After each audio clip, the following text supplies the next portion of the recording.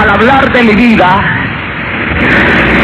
no hago remembranza de ella con el propósito de valorizar el pasado que hice o que practiqué. No digo que fui un valiente, fui un miserable cobarde. No digo que fui un héroe, fui una basura. Pero hace 10 años comencé a vivir como un verdadero valiente. Pues cambié la ametralladora criminal, cambié aquella ametralladora que fulminó tantas vidas por una arma más grande y poderosa. Aleluya, una arma de 66 balas que se llama Palabra del Señor. Y así que esta noche, aunque para hablar de una vida no se puede hablar en un corto tiempo, pero trataremos de ser explícitos, de ser breves, pero más que todo concisos con el Espíritu Santo. Mi nombre es Eduardo Pérez, como fui presentado al principio, y lo que a continuación voy a relatar es un hecho de la vida real. Y estoy parado en este lugar no por méritos, sino que estoy parado en este lugar fruto de la misericordia inigualable del Dios de la gloria. Para hablar de mi vida comenzaré a hablar de mi niñez. Voy a hablar brevemente de mi niñez, porque es donde se inicia la etapa de vida de todo ser humano. Nací en un hogar sin religión. Mi padre, un hombre con una empresa, un empresario, con una posición muy sólida, muy solvente, pero a la vez aquella posición que él mantenía le daba para vivir una vida de poligamia y un bebedor consuetudinario del alcoholismo. Mi madre, una buena mujer, una mujer que soportó quizás por un buen tiempo el régimen de vida que mi padre le daba, pero no soportó aquella vida y optó por divorciarse, por terminar aquel lazo, aquella unión, aquel supuesto amor que nos había unido. Mi madre se llevó a mis 2 hermanos más pequeños y por razones de la ley tuve que quedar al lado de mi padre, y para ese entonces contaba con la edad de 5 años y medio para 6 años. A la edad cuando todo niño anhela tener el calor de una madre, a la edad cuando el niño anhela llegar y esconderse en el regazo de su madre, a esa edad mi madre se fue. Yo no entendía lo que estaba pasando a mi alrededor, porque un niño tiene una fe sencilla. Me acercaba a mi padre y le decía: papá, ¿dónde está mi madre? Papá, ¿qué se hizo, mamá? Mi padre, que había despertado un odio terrible hacia la progenitora de mis tías, decía: tu madre está muerta, no menciones a tu madre. Aquellas palabras herían, laceraban mi pequeño corazón. Llegué a la edad de 6 años, entré a la escuela primaria. Yo recuerdo, allá en Guatemala tradicionalmente se celebra el 10 de mayo, el Día de las Madres. Y las maestras motivaban a los alumnos, a los niños, para que llevaran un presente, para hacer un homenaje mutuo a la madre en los planteles escolares. Yo recuerdo que en el almacén de mi padre las empleadas preparaban presentes, regalos, para venderlos a un precio barato, por decirlo así, a los alumnos que pasaban comprando. Yo me llevaba un presente escondido, porque los niños se burlaban de mí, decían que yo era un huérfano, y yo quería demostrar que no era huérfano. Llegaba a la escuela y las maestras hacían la respectiva presentación de las madres con sus hijos. Y cuando se terminaba de enumerar por su nombre a aquellas personas, yo siempre me quedaba con aquel objeto, con aquel regalo en mis manos. Recuerdo que me iba a meter a un baño, agarraba aquel regalo y comenzaba a llorar. Los niños, mis compañeros, me miraban llorando, decía: tú estás llorando porque eres huérfano. Yo le decía: no me digan que soy huérfano. Llegaba una maestra me decía, me abrazaba y me decía, haz como que yo fuera tu madre. Mi padre me tenía toda clase de juguetes, me tenía de todo. Pero yo no quería juguetes, yo le decía, maestra, yo lo que quiero es tener una madre. Yo lo que quiero es tener el amor de una madre. Yo quiero a mi mamá. Los años de mi infancia, años duros, donde se inició el trauma que llevó a mi vida a un desenlace terrible. Pero jóvenes, ustedes que tienen una madre, hijos, ustedes que tienen una madre, ustedes que tienen una madre que los ha cuidado, los ha traído a la iglesia, allá en los hogares donde me están escuchando, joven, tú que has despreciado el consejo de tu madre, ¿cuántas veces yo hubiera querido tener el cariño de mi madre para no llegar a ser tan malo como fui? Pero hay un dicho, un proverbio, un refrán que dice que nadie sabe lo que tiene hasta que lo ha perdido. En esta noche, joven, si tu madre y tu padre te han traído al templo, te han traído para que te regocijes delante de la presencia de Dios, siéntete más que bienaventurado, porque yo hubiera deseado tener una familia que me trajeran a una iglesia. El tiempo pasó y yo recuerdo que a los 12 años salí de la escuela primaria. Cuando salí de la escuela primaria y pasé a la escuela, al plan básico, como le denominan, a la escuela inmediata superior en Guatemala,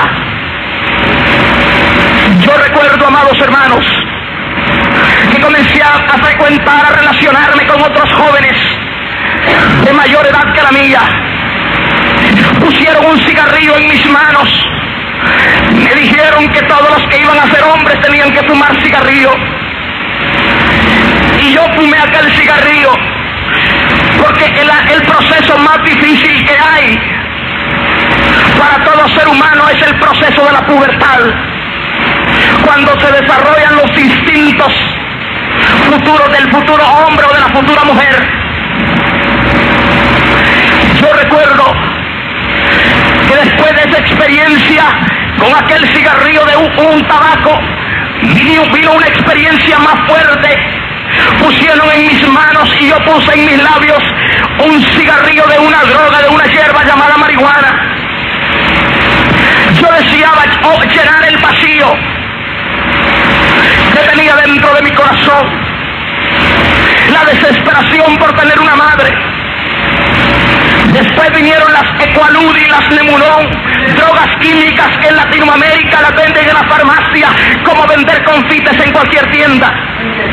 Pues en Latinoamérica la justicia camina cogida de la mano de la mafia. Los farmacéuticos son compadres de la justicia de los policías y venden esas drogas que son medicina, pero para personas que las necesitan, más se la venden a adolescentes para caer en las garras terribles de la adicción a la droga.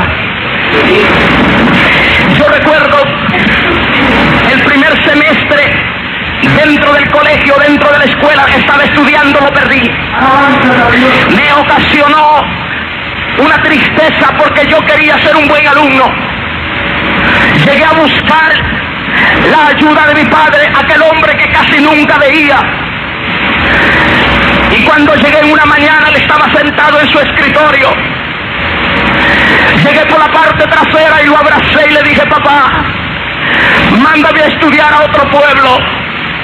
Yo no quiero estar más aquí, tengo problemas, méteme a un internado. Mi padre me quitó mi brazo de su hombro y me dijo: salte de aquí, estoy ocupado, no te quiero ver por aquí, me caes mal, vete a vagar a la calle, pero no quiero verte. Yo le dije: pero papá, necesito que me ayude, me quiero ir a otra escuela, no quiero estar más en este pueblo. Cuando él vio que yo no salía, quiso agarrar un objeto contundente y tirármelo encima.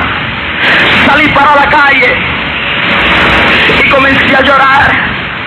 Me fui para la plaza donde estaba el traficante de la droga y me drogué en ese día terriblemente, quería morirme bajo el efecto de la droga.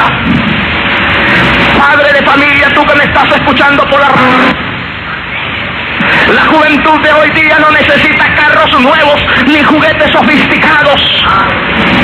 La juventud de hoy día, padre de familia, tú que estás pasando una borrachera ahora mismo, escúchame. La juventud de hoy día lo que necesita es que los padres de familia reconozcan a Cristo Jesús como su Salvador. Y tu hijo ya no será un delincuente, tu hijo ya no será un criminal, sino que tu hijo será un soldado de Jesucristo y un ciudadano de una patria libre. Bendito sea el nombre del Señor. Aquello motivó a que yo perdiera el interés de alejarme de la adicción a la droga. Seguí viviendo, mas sin embargo, en el colegio comencé a cobrar cierta popularidad a causa de que cuando había alguna explicación en la clase, siempre tomaba la palabra y eso me fue dando cierta connotación. Había un maestro que pertenecía a la Real Academia Española de la Lengua. Era maestro de idioma, y aquel hombre comenzó a ver la facilidad de mi persona, la facilidad de la expresión de la palabra, y me dijo: yo voy a hacer de ti un orador, yo voy a pulir tu vocabulario, voy a pulir tu lexicografía para que seas un orador y puedas representar al colegio.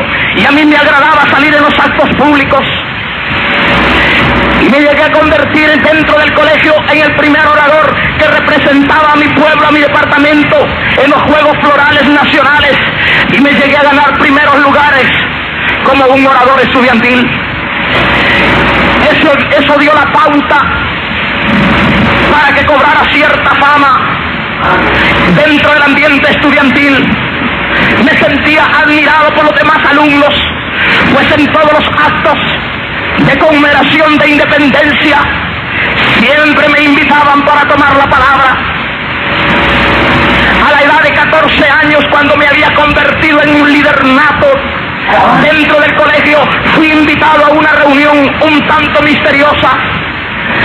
Aquella reunión se hizo a través de ciertas personas y motivaron a la mayoría de los líderes estudiantiles. Yo gozaba de un prestigio como orador y como líder dentro del colegio, y me fui a aquella reunión. Cuando llegamos a aquella reunión, había un grupo de personas sentados alrededor de una mesa al fondo, y en las sillas que habían desplegadas en aquel salón habían personas de distintos extractos sociales, habían obreros, campesinos y estudiantes. Y cuando dieron la apertura a aquella sesión, las personas que estaban sentadas alrededor de aquella mesa se identificaron como pertenecientes a la Universidad Autónoma de San Carlos, la Universidad Nacional de mi país, y decían representar a la Facultad de Humanidades. Aquello para mí no tenía ningún valor, mas se adentraron en una conferencia y aquel orador comenzó a hablar más o menos este tipo de palabras. Decía: para la solución problemática de un país como el nuestro, decía, como Guatemala, que está pasando crisis económica, debe empuñar los fusiles y pelear contra el imperialista yanqui, pelear contra Estados Unidos. Y aquel hombre comenzó a sacar muchos oprobios hacia la nación del norte. Ellos decían que Estados Unidos se había apropiado de nuestro patrimonio como petróleo, como minerales, y que había que empuñar la ametralladora para dejar libre a nuestra patria. A la edad de 14 años yo no podía tener una idiosincrasia política, pues a esa edad el joven anhela tener novias, anhela presumir de lo que es de su juventud. Ellos comenzaron a motivar, y el comunismo tiene una cosa en particular, que usa y busca los mejores oradores, gente convincente, gente que esté preparada para hablar y motivar a las masas. La pieza de oratoria que aquel hombre disertaba motivó a todos los presentes, y él habló de los principios que había adquirido aquel grupo que estaba ahí representando al movimiento guerrillero Fuerzas Armadas Rebeldes FARC era única y sencillamente basada en la ideología, en la filosofía de Karl Marx y de Friedrich Engels. Yo no entendía, había estudiado la biografía de Marx, pues estaba estudiando un bachillerato para luego irme a la universidad, y había visto ciertas partes biográficas de Marx, pero no me había adentrado a lo que era su filosofía. Y aquel hombre comenzó a hablar y hablar, y al final dijeron: los que quieran pelear por la libertad de su patria, que se levanten su mano. Yo recuerdo que como impulsado, como un resorte, me paré y levanté mi mano, y muchas personas, casi todas, lo hicieron en aquella noche.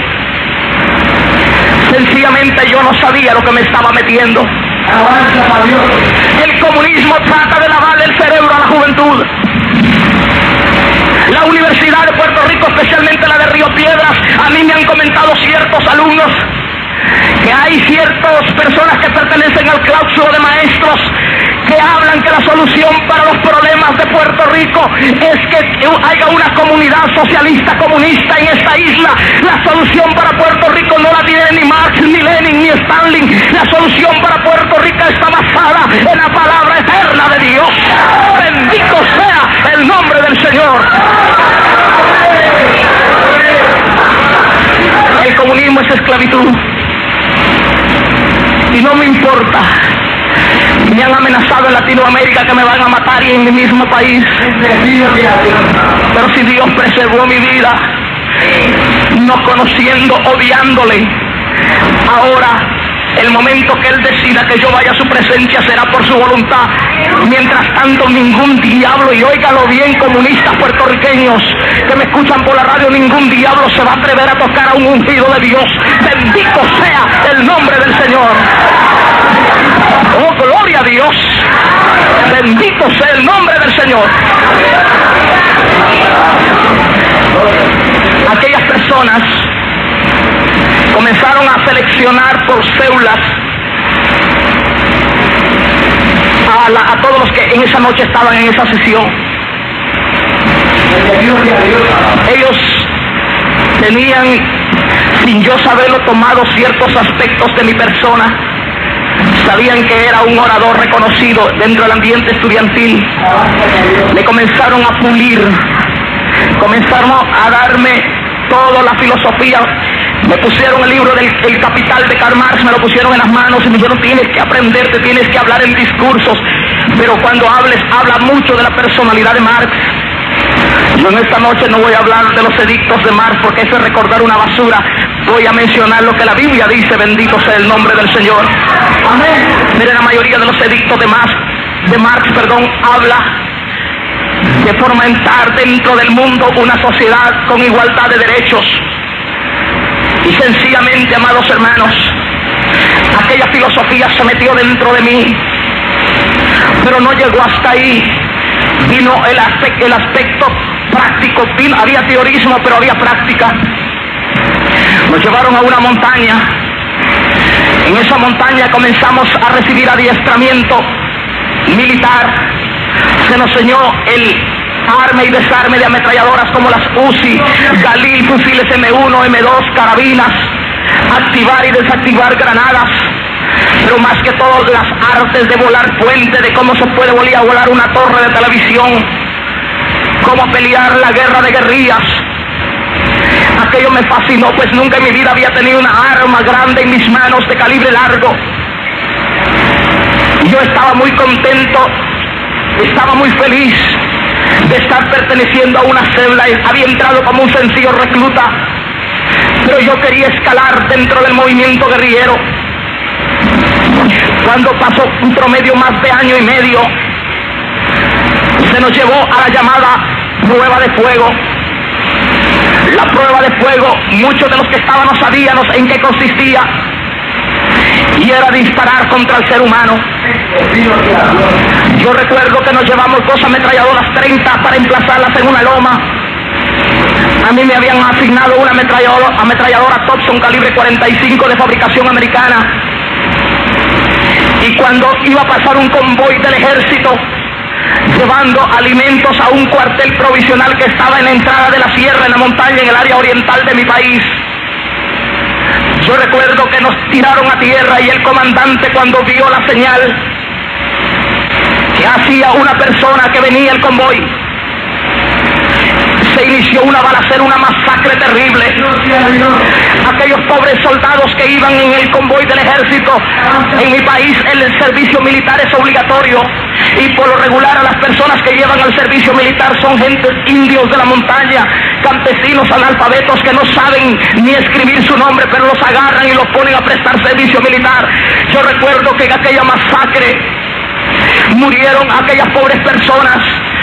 No tuvieron tiempo de accionar, y cuando quedaban algunos moribundos bajamos y nos apoderamos de los alimentos y de las armas de ellos. El comandante dijo: no dejen a ninguno vivo, y habían personas que estaban solamente heridas y hubo que matarlas ahí a boca de jarro enfrente, volarle los sesos. Ahí se manchó por vez primera mis manos de sangre. Yo cuando recuerdo ese pasado, hermanos, y me veo parado en un púlpito, doy gracias al Dios de la gloria, porque esa sangre carmesí limpió mis pecados. La vida en el movimiento guerrillero para mí, en aquella ocasión sentí como que algo entró dentro de mí. Sentí una emoción, una alegría de verme manchado las manos de sangre. La orden era de eliminar a cuanto terrateniente, a cuanto rico hubiera. Yo recuerdo que capturaban a personas adineradas, a hacendados, a empresarios, y había que llevarlos a la montaña para que los familiares pagaran un rescate por ellos. En una ocasión me llevaron a un señor ya casi anciano, y el comandante me dijo: tienes que torturarlo. Y cuando yo me acerqué al hombre y le di un puñetazo en la boca, aquel hombre me dijo: ¿por qué me estás haciendo daño si yo nunca te he hecho daño a ti? Me dijo: no me pegues, por favor, yo estoy enfermo. Y yo regresé al comandante y le dije: yo no puedo golpear a ese hombre porque él no me ha hecho daño. Me dijo: si tú no lo haces, lo haremos contigo, tienes que hacerlo. Hermano, el comunismo es la peor basura que existe. Los que piden, hermanos, que Puerto Rico sea independiente. No me estoy metiendo en la política interna de este país, yo soy apolítico. Pero hermanos, esta bella isla, si quedara al desamparo de la nación del norte, hermano, el comunismo barre, acaba con cualquier sociedad. No estoy hablando de política, soy apolítico, pero Dios me motiva que hable eso para que el pueblo cristiano de Puerto Rico doble rodillas, porque ustedes los puertorriqueños son de bendición para nosotros en Latinoamérica. Bendito sea el nombre del Señor. Después llegué a familiarizarme con la tortura, que me gustó. Corrí el año casi llegando al año 1970.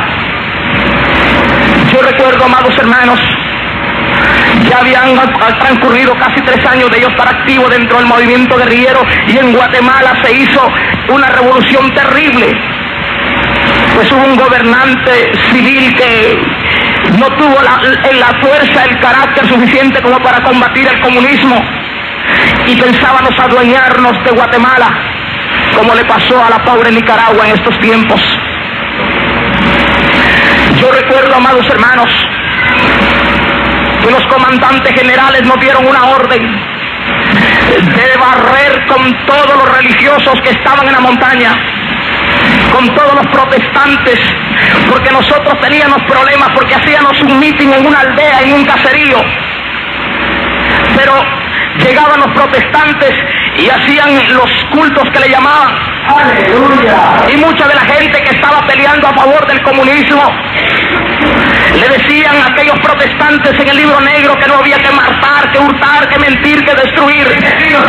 Y aquella gente muchas veces dejaba la simpatía por el comunismo para ponerla en aquel libro negro, y nos estaban haciendo un contrapeso los religiosos. La orden era nada más solo para los protestantes.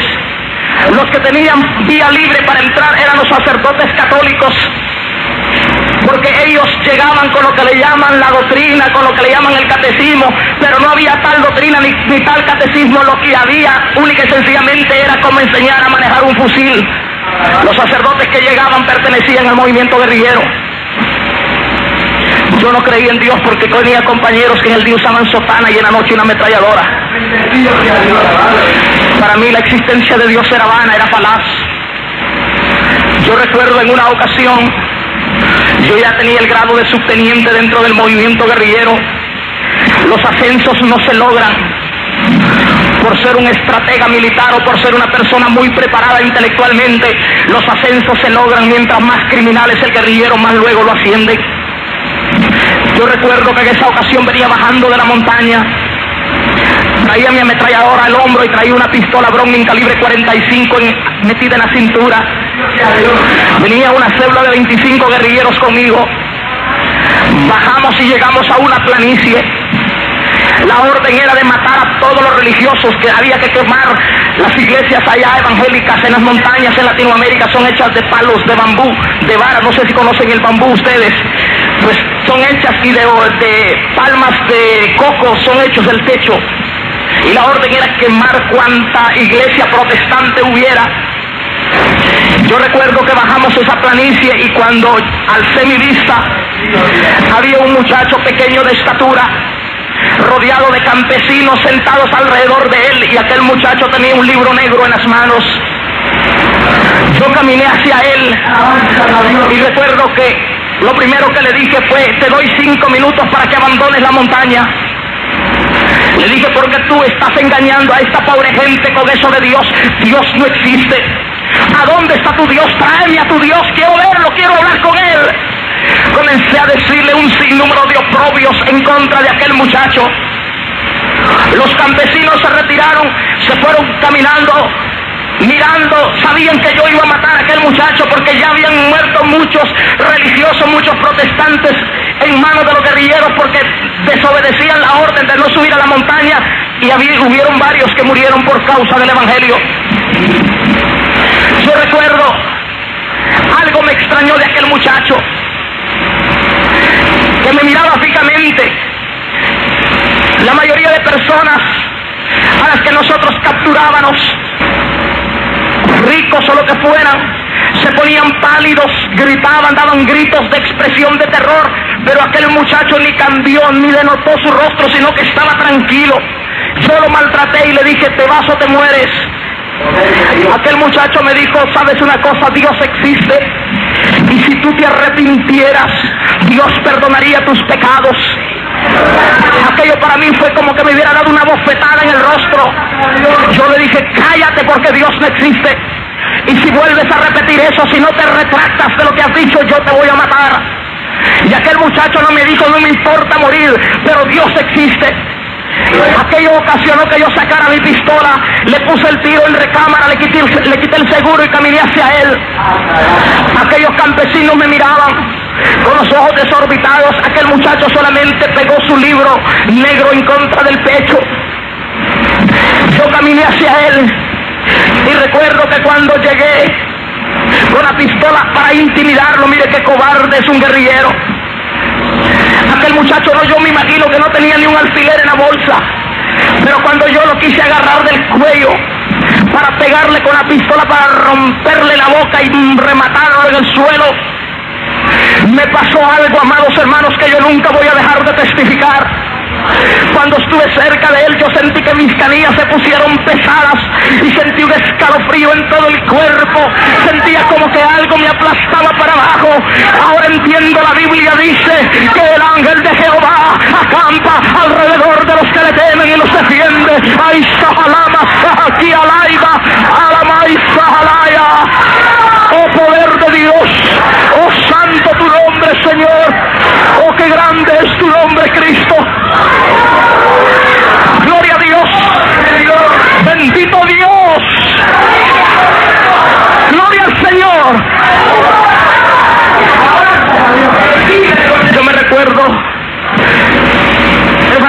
podía mostrar mi cuerpo como lo tengo lleno de cicatrices.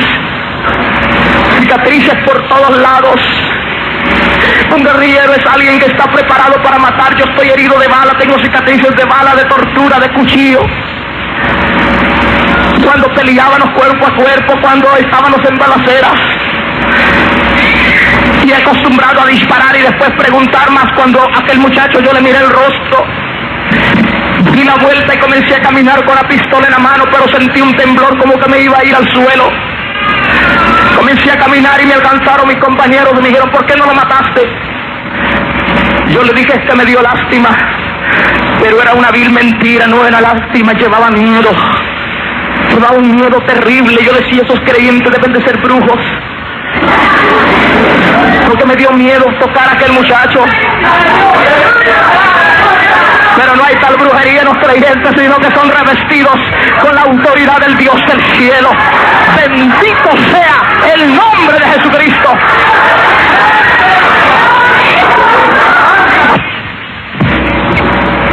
Despavoridos, yo me fui para Honduras. Honduras es un país limítrofe con Guatemala. Cuando llegué a Honduras, me dieron una bienvenida.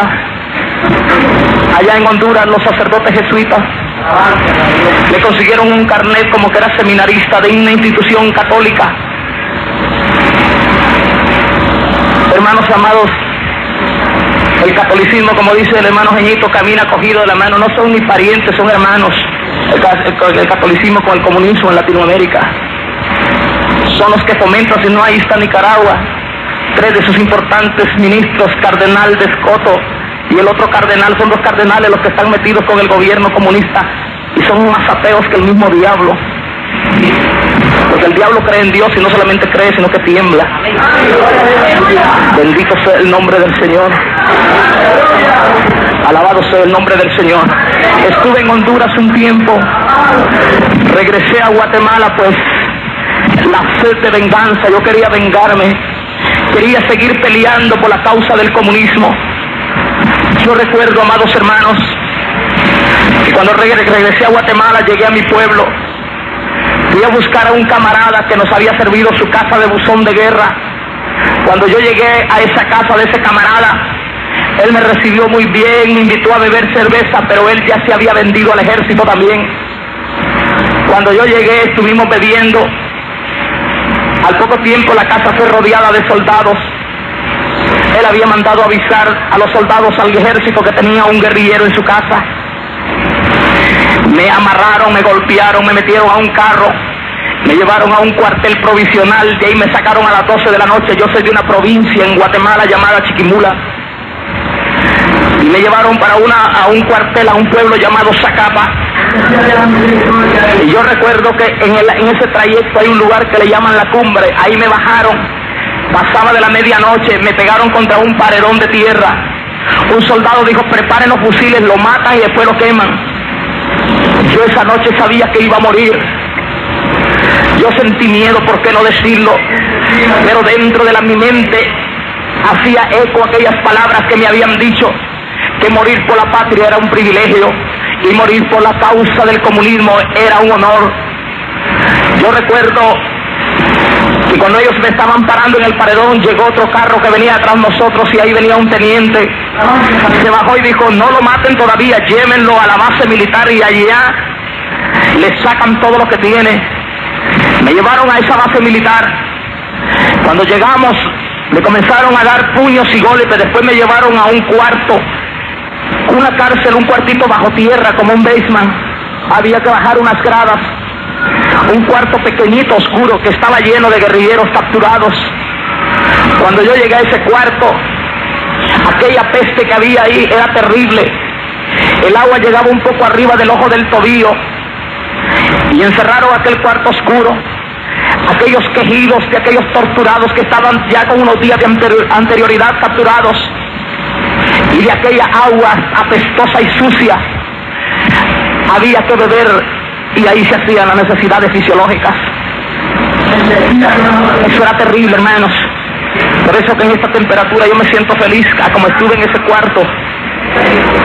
Hermano, ahí la inanición, la falta de alimento, la deshidratación, Aquello era terrible, hermano, aquel calor insoportable y estar encerrado ahí, una prisión psicológica. Me sacaban a torturar diariamente, pero el guerrillero es alguien que se muere antes de traicionar lo que cree. Y el único que puede cambiarle la mente a un comunista guerrillero se llama Cristo Jesús. Es el único que puede cambiar la mentalidad de un comunista. Yo recuerdo, amados hermanos, que aquellas torturas eran terribles, pero quería morir en lo que yo creía. Si nosotros, muchos de los cristianos, usáramos esa filosofía, hermanos, ya hubiéramos evangelizado al mundo completo. Pero tenemos la oportunidad de hacerlo ahora con el satélite de Radio Revelación.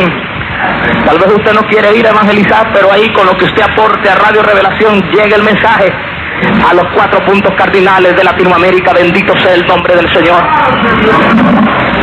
Yo recuerdo, amados hermanos, mi padre con su influencia económica. Yo tengo 2 tíos que trabajan con el gobierno, que están en el ejército, son coroneles, uno de ellos ya está retirado en este tiempo. Mi padre los buscó. La influencia económica de mi padre y aquel apoyo militar de mis tíos lograron dar con mi paradero. Mi padre sobornó a los militares en Latinoamérica. El soborno es el pan nuestro de cada día. Allá se soborna a todo mundo. Yo recuerdo que me sacaron, pero era una trampa porque había orden de matarme en mi casa. Me mandaron a la República del Salvador. Cuando llegué a El Salvador, me consiguieron un salvoconducto diplomático para ir a México. Me fui para la República de México. Cuando llegué a México, me fui a la península de Yucatán, Mérida. Mi propósito grande era llegar e irme rumbo a La Habana, Cuba, e ir a besarle los bigotes, las barbas al señor Castro. Ese es el anhelo de todo guerrillero latinoamericano, presentarse allá con el señor Castro y decirle que uno es uno de los valientes de Latinoamérica peleando por el comunismo. Otro de mis máximos anhelos era llegar a la Universidad Patricio Lumumba en Rusia, donde se preparan los mejores combatientes del mundo. Mi viaje se vio trucado porque había que esperar cierto tiempo para poder salir. México es un país 100% socialista. Allá las iglesias inclusive son propiedad del gobierno, los templos no son propiedad de ningún grupo religioso. México es la espina que tiene clavado Estados Unidos en medio de la planta del pie. México es un país con 70 millones de habitantes y esclavizados por la religión católica, que es la hermana del comunismo. Había que esperar cierto grupo porque habían guerrilleros de toda Latinoamérica esperando un viaje, pero mandaban 3 y 4. Cada 15, 20 días tenían que irse 3 y 4 a La Habana para no declarar de una vez que estaban llenos de guerrilleros México. Estando en México caí bajo una psicosis colectiva. Recuerdo que cuando quería dormir miraba los rostros ensangrentados, me miraba la ropa llena de sangre. En los sueños y pegaba gritos, aquellas pesadillas eran espantosas. Comencé a ministrarme 2 y 3 miligramos de sosegón y atedrón, una droga tranquilizante para el sistema nervioso. Pero el sosegón y el atedrón no me hicieron ningún efecto. Comencé a inyectarme morfina y por último llegué a esa droga maldita llamada heroína. Yo recuerdo que traté de disipar, me comenzaron a dar una ayuda de parte de la Universidad Autónoma de México como exilado en la República Mexicana. Allá en México me reuní con uno de los comandantes que había logrado huir también, llamado Marco Antonio León Sosa. Mi nombre de guerra dentro del movimiento guerrillero, a mí me fui llamado el comandante Rolando. Y me dijo: Rolando, tienes que ir a Guatemala porque hay brotes nuevamente. Los muchachos están peleando en el oriente y tú conoces esa zona, tienes que irte para Guatemala. No pude negar, tuve que aceptar porque en el comunismo las órdenes se cumplen y no se discuten. Yo recuerdo que me fui para Guatemala, pero haciendo un paréntesis, yo quería cambiar. Estando en México, vagaba por las calles, me metía a las cantinas, me metía a los salones, a beber, a estar en ese ambiente. Deseaba cambiar de vida porque me sentía tan solo, tan vacío. Cuando miraba a jóvenes de la edad mía, con sus novias, con sus familias, decía: ¿por qué yo no puedo ser como uno de esos? Pero me tenía capturado el comunismo, el crimen y ya la adicción a la droga. Estando en México leí literatura de un escritor colombiano llamado José María Vargas Vila. Vargas Vila decía, ni mi madre es buena con timar las demás mujeres del mundo. Era un paranoico, era un loco, era un desquiciado, era un hijo del diablo que odiaba a la mujer y así decía palabras, unos despropios para la madre. Yo juré que la persona que era causante de mi desgracia era la mujer que me había traído al mundo. Yo recuerdo y dentro de mí dije, el día que yo encuentre a esa mujer, si es que vive, yo la tengo que matar. Yo tengo que matar a esa mujer porque ella me abandonó siendo un niño, nunca me pudo llegar a ver ni darme cariño. Regresé a Guatemala, seguí peleando, pero ya la guerrilla había perdido toda su fuerza. El gobierno no nos dejaba, no nos daba ninguna tregua, nos perseguía terriblemente. Me enrolé en el secuestro más famoso que ha existido en Guatemala. Secuestramos a una millonaria, una dueña de una fábrica de cementos. Murieron varios guerrilleros, pero nos llevamos a aquella mujer. Pagaron un alto rescate por ella. El dinero que se pidió por aquella mujer era con el propósito de comprar armas y pelear nuevamente. Recuerdo que cuando me paré en una esquina, una muchacha se me quedó viendo de pies a cabeza. Yo la miré 2 veces y ella se sonrió conmigo. Yo me supuse que aquella muchacha me había visto en algún asalto, en algún secuestro. Yo cargaba una pistola 380 en el jacket, la toqué, la preparé y dije, si esta me reconoce voy a tener que matarla. Comencé a caminar disimuladamente tratando de que aquella muchacha no se diera cuenta que yo estaba huyendo, de que ella me reconociera. Aquella muchacha, yo oí que sus pasos caminaron apresuradamente tras mí y cuando me alcanzó me tocó el brazo y me dijo, perdona, ¿te puedo hacer una pregunta? Y yo le dije, ¿qué es lo que quieres? Me dijo, ¿sabes una cosa? Esa pregunta yo se la he hecho a varias personas. Nosotros tenemos un hermano que no lo vemos de la edad de 5 años. Mi padre tiene un almacén en Chiquimula y mi padre nos dio una fotografía de él cuando él tenía 14 años. Mi padre dice que él está en México, que él es un guerrillero. Padre llora al ver en la televisión y en la prensa los cadáveres de los guerrilleros muertos y dice que si algún día apareciera su hijo, aunque sea muerto, ella quiere verlo. Hermanos, en el plan de Dios no existen coincidencias, sino la misericordia del Señor de la gloria. Yo recuerdo que aquella muchacha me miraba, pero emocionada me decía, y tú te pareces mucho a esa fotografía. Yo le dije, yo me llamo Eduardo y también mi padre tiene un almacén en ese lugar. Aquella muchacha no esperó que yo le dijera más y se tiró encima de mí, me abrazaba con emoción y con llanto, me dijo, Eduardo, yo soy Elba, ¿no te recuerdas cuando jugábamos? Tú estabas pequeñito, yo jugaba contigo. Aquella muchacha lloraba, yo hubiera querido llorar también, pero mis ojos estaban secos, yo no podía llorar, mi alma, mi corazón estaba cauterizada por el crimen, por tanto robo, por tanta maldad. Aquella muchacha me dijo, Eduardo, mi mamá vive y ella se va a poner feliz cuando sepa que está vivo. Yo le dije, mamá, yo no tengo madre, esa mujer se murió. Me recordé del juramento de asesinarla.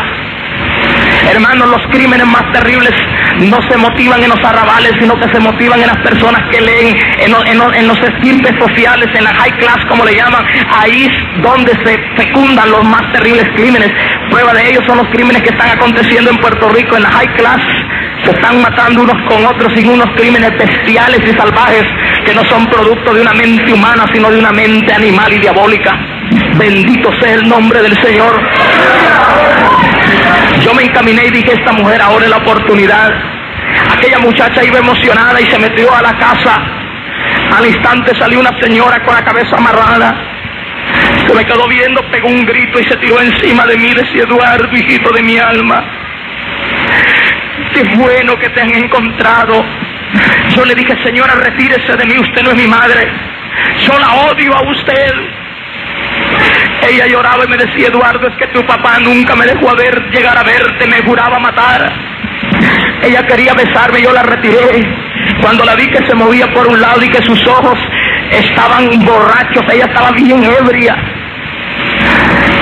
Ella gritaba y la gente de la vecindad comenzó a ver y decía, mi hijo, ¿qué guerrillero está vivo?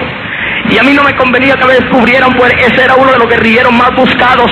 Pues en el secuestro de esa millonaria fui reconocido y la policía interna, la Interpol, los servicios de inteligencia, la policía secreta se puso tras mí buscándome terriblemente.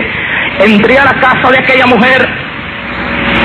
Cuando yo entré tenía las paredes tapizadas de imágenes de San Serapio, San Caralampio, San Demonio y todos los apelativos que tiene Satanás. Y las estaban llenas de humo de velas. En el centro tenía una copa grande de cristal transparente llena de agua y un juego de naipes, y había mucha gente sentada esperando que ella le adivinara la suerte, porque ella decía que era divina. Cuando yo vi la condición de aquella mujer dije, no vale la pena.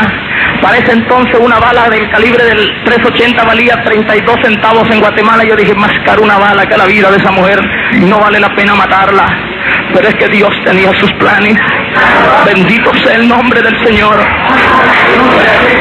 Estuve en esa casa, ella me mandó a comprar drogas, cerveza, y se armó una orgía terrible. Tuve que huir para México. Era muy buscado y mi vida corría un peligro terrible. Me fui para México. Cuando llegué a México, los comunistas que me habían mandado, aquel comandante que me había mandado, consiguió un buen trabajo. Se volvió un burócrata, y no solamente burócrata, sino que se volvió un burgués también. Se olvidó de sus principios comunistas. Por eso yo digo, los comunistas y los socialistas que están en Estados Unidos, yo digo, ¿qué hacen en Estados Unidos estos socialistas? Que comienzan a decir que el socialismo y el comunismo es la solución, pero se van a contagiar. Si uno de los edictos de Marx es que hasta el aire que respira el capitalismo es veneno. Y yo digo, ¿y qué hacen esos socialistas metidos en Puerto Rico, en Estados Unidos? Se van a envenenar, porque aquí circulan los dólares del capitalismo, de la nación capitalista estadounidense. Yo me pregunto, yo los he emplazado por la radio a los socialistas que están haciendo aquí, y lo que hacen en Estados Unidos, ese dinero lo va a contagiar. Si uno de los edictos de Marx que dijo que hasta el aire que respiran los capitalistas es veneno, pues la gente está envenenada entonces. Bendito sea el nombre del Señor. Yo recuerdo, amados hermanos, cuando llegué a buscar a aquel hombre que me había dado la orden. Él era un comandante general, yo era comandante de cebla, aunque ya me había vuelto comandante de grupo, ya un grupo se componía de 5 o 6 ceblas. Yo recuerdo que cuando yo llegué a México, aquel hombre me dio las espaldas, y los comunistas mexicanos lo hicieron también.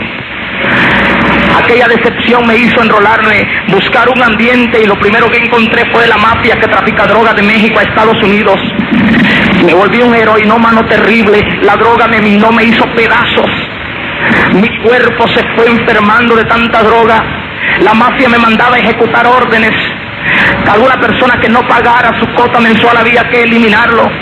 Pero yo quería mantener el vicio de la adicción a la heroína y comencé a hacer toda esa clase de actividades. Pero la vida que llevaba me dio que cayera con una enfermedad que se llama paludismo. Esa enfermedad se come la hemoglobina de la sangre. Yo recuerdo que el paludismo hizo que me brotaran unas llagas del cuerpo, unas llagas que supuraban pus y agua, y mi cuerpo se puso flaco, y me puse amarillo, pálido, mis ojos se pusieron hundidos. Yo huí a la ciudad de Puebla, pues yo sabía que ya no le servía a la mafia, estaba muy enfermo. Allá en Puebla yo recuerdo que dormía debajo de los bancos de las plazas, me iba a acostar por las noches, el único dinero que yo pedía en las calles para poder subsistir en el vicio de la droga, no lo usaba para la comida. Recuerdo que un 24 de diciembre regresé, fui enfrente a un restaurante y había una señora con su familia comiendo. Yo le dije al mesero, cuando la señora se levantó y dejó aquella comida, le dije, ¿me podías regalar un taco de esa comida que dejó esa señora? Aquel mesero me dijo, sí te lo regalo, pero salte porque tú apestas, tú hueles muy mal, vete para afuera. Yo salí, me senté en la grada, en la calle. Hubiera querido llorar, pero no podía. De lo que quedaba de aquel orgulloso comandante guerrillero que decía que Dios no existía, solamente era una escoria humana. Aquel que desafiaba a Dios, aquel que decía que Dios no existía, que Dios era nada más un principio filosófico humano. Yo recuerdo que aquel hombre llegó y me tiró el taco. Yo sentía que la muerte se aproximaba. Regresé a Guatemala, dije, voy a morir a mi tierra. Regresé un 31 de diciembre a Guatemala. Cuando llegué a Guatemala, el clima de la ciudad de Guatemala es muy frío, hace mucho frío, y sobre todo en las épocas de diciembre. Yo recuerdo que solamente cargaba una bolsita plástica y los pedazos de ropa que cargaba encima. Recuerdo que quise asaltar a una señora y no pude, el frío y la fiebre me hacía que me estremeciera, tuve que salir corriendo, huyendo, no tenía fuerzas para nada, pero me recordé de aquella mujer que había conocido un año atrás, que decía que era mi madre, y ella mantenía botellas de ron y de cerveza. Yo recuerdo que caminé hasta la zona 12, ya había entrado la noche y aquel fin de año todo el mundo andaba por las calles con paquetes, la gente, los jóvenes alegres y felices. Yo pasaba enfrente de la policía uniformada y no me podían reconocer. Yo era uno de los guerrilleros más buscados de Guatemala, pero no podían reconocerme, pues no era la figura, no era el boceto que habían dibujado, sino que era una miseria, una escoria humana la que andaba caminando.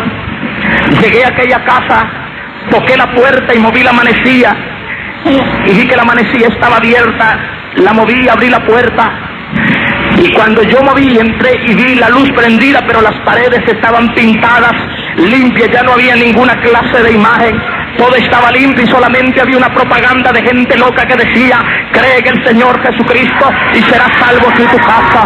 Y Salamanza Jalaida Sajalaba. Yo recuerdo, amados hermanos, yo me quedé viendo y dije: esta es la propaganda de esos fanáticos. Regresé para atrás rápidamente, pues yo dije: esa gente es mala, esos son brujos. Salí para afuera y vi el número, y era el número exacto de la casa de aquella señora. Yo dije: pero ¿qué se pudo hacer esa señora si ella también odia a esa gente? Porque ella decía que era espiritista católica. Bueno, toda esa gente son una sola familia, espiritistas, católicos, etcétera, y etcétera, y etcétera. Yo recuerdo que en aquella ocasión yo miré las luces del comedor y dije: voy a preguntarle a esa gente que vive aquí qué se hizo a aquella señora. Llegué, entré por la puerta, estaba abierta la puerta del comedor, y cuando yo me introduje estaba aquella señora sentada con sus hijos. Ella se había casado después de que dejó a mi padre. Y cuando yo me le quedé viendo, y ella le dijo a uno de los niños: mamá, mira quién está parado ahí. Ella se volteó y donde me vio se tiró encima de mí, comenzó a llorar y decía: Eduardo, le he orado al Señor para que te guardara. Yo pensé que ella estaba borracha. Yo le dije: señora, hágame un favor, deme un trago de ron, deme algo, porque le tengo un frío terrible, tenía una fiebre altísima. Ella me sentó en un banco, miró aquella ropa toda sucia, toda manchada de aquel pus, de aquella llaga, aquella peste que yo tenía encima, tenía mucho tiempo de no bañarme. Ella comenzó a acariciarme y yo le dije: señora, deme un trago, por favor. Ella me dijo: hijo, aquí hay comida, aquí hay una cama. Decía: si tú eres mi hijito, yo te tuve. Ella me besaba y me acariciaba. Yo le decía: señora, por favor, ayúdeme. Y ella me dijo: Eduardo, lo siento, pero en esta casa ya no hay más licor, no hay droga y no hay más cerveza. Hace 6 meses me llevaron a la iglesia central del Príncipe de Paz, y allá conocí al hermano Chema, y el hermano Chema oró por mí, y ahora soy una mujer libre. Yo le dije: ¿quién es ese Chema? Es uno de esos brujos. No, me dijo: Chema es un siervo del Señor y Dios lo usa. Yo le dije: dígale lo que le ha hecho a usted, le lavó el cerebro, la han engañado. Yo voy a matar a Chema, le voy a poner una bomba a esa iglesia para que se muera ese hombre. Ella me abrazaba y decía: no, Eduardo, yo te mando a llamar al hermano Chema, él ora por ti. Yo le dije: dígale a Chema que lo mato el día que lo vea. Recuerdo que me salí, agarré mi bolsita y comencé a caminar. Ella me llegó y me abrazaba y decía: Eduardo, no te vayas. Yo le dije: señora, yo odio a los aleluyas. Y me dijo: Eduardo, deja que te regalemos una camisa siquiera, mira cómo andas con esos pedazos de ropa encima. Le dije: no, yo no acepto limosna de los aleluyas. Bajé las gradas. Ella me agarró y le dije: suélteme, señora, porque no respondo. Y cuando comencé a caminar, mi madre gritó estas palabras que yo nunca voy a olvidar mientras viva: Eduardo, no me he de morir si antes no verte algún día en un púlpito hablando de Jesucristo. ¡Ay, santo! ¡Ay, santo!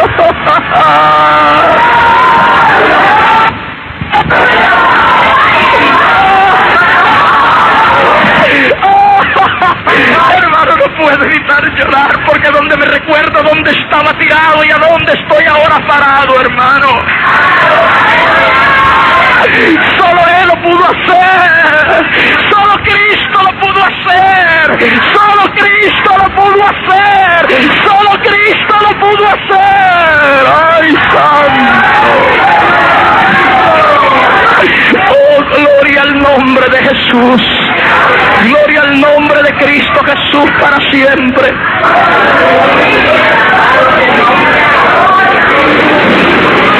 Gloria al nombre de Jesús. Gloria al nombre del Señor. Me levantaron. Ya llevo más de una hora, hermanos.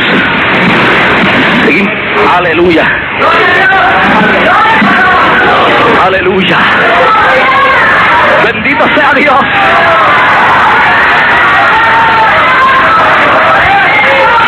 Si fuera una emisora de esas emisoras que hacen más negocio con el evangelio que otra cosa, cortaban la transmisión, pero como este es de Dios. Aleluya, bendito sea el nombre del Señor. Yo recuerdo, amados hermanos, yo voy a abreviar más mi testimonio. Yo recuerdo que me llevaron a un centro hospitalario privado. Mi padre pagó para que no se diera mi nombre, para que no se identificara mi persona mientras me recuperaba. Me tuvieron varias semanas. Después me llevaron a una casa que mi padre tenía, me encerraron ahí. Mi padre llegaba y decía: Eduardo, entrégate al gobierno, yo te pongo buenos abogados. Ellos van a entender que el comunismo te agarró muy joven. Ellos van a saber que lo que has hecho lo hiciste porque no tenías conocimiento. Y yo le dije: no, yo prefiero morir peleando antes que entregarme. Una señora que supo que mi padre ya me tenía en esa casa le dijo: ¿sabe? A su hijo hay un lugar en Mazatenango, una región en el sur de mi país, que se llama Samayac. Ahí es la tierra de los brujos. Y le dijo: llévelo, a esa señora lo cura. Esa señora cura a las personas como él. Y un día a la medianoche me sacaron de mi casa. Mi padre me llevó a ese lugar porque de día no podía salir, me podían reconocer.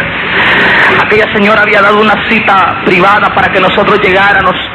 Cuando llegué me pasó a subir unas velas rojas y negras. Comenzó a echarme incienso, disque para espantar al diablo. Pero ¿cómo yo espantar un diablo otro diablo? Tenía que llegar alguien más fuerte llamado Cristo Jesús. Me dieron a beber unas botellas rojas y negras que sabían a diablo aquello. No me hizo nada.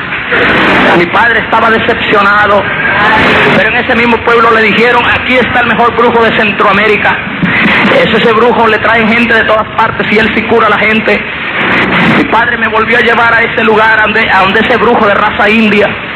Cuando llegamos tenía un muñeco sentado en una silla. Decía que era San Simón, el patrón de los brujos.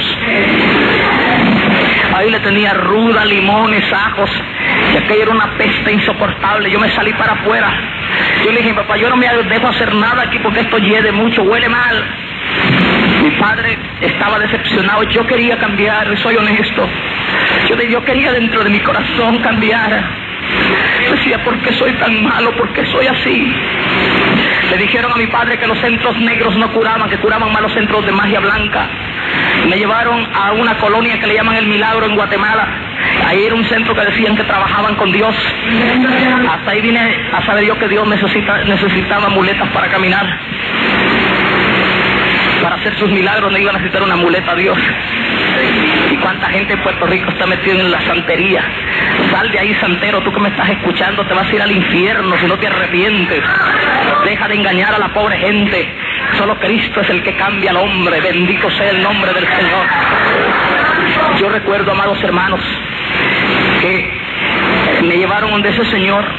Me metieron en un estanque de agua, una pileta de agua que me cubriera hasta la cabeza. Decían que en el agua se quedaban los malos espíritus. Yo no necesitaba ningún baño de agua, necesitaba el baño de la sangre de Cristo Jesús. Yo recuerdo, hermanos, que no tuvo ninguna eficacia aquello. Me llevaron con el mejor psiquiatra de Guatemala, el doctor Roberto Ibarra. Me pusieron electroencefalogramas, psicoterapia y todo lo que el tratamiento, y no me pudieron hacer nada. Por último, mi padre pagó a un enfermero y sobornó al hospital psiquiátrico de Guatemala y me mandaron al neuropsiquiátrico. Cuando yo desperté bajo los efectos de aquella inyección, tenía amarrada una cadena en el pie. Yo gritaba desesperadamente que me sacaran de ahí, que yo estaba loco. Ahí pasaban los locos, los dementes, comiéndose su estiércol. Llegaron unos enfermeros, me agarraron, me pusieron camisa de fuerza y me metieron en un cuarto frío. Yo gritaba, trataba de controlar la mente, que no fuera a creer que estaba loco. Tuve que apaciguarme un poco para hacerles creer que estaba tranquilo. En una visita logré fugarme. Mandé a avisar a mi padre que lo iba a asesinar. Yo recuerdo, amados hermanos, que comencé a visitar de vez en cuando a aquella señora. Yo creía que la locura del evangelio era efímera, pasajera, pero cada vez que llegaba la encontraba más loca.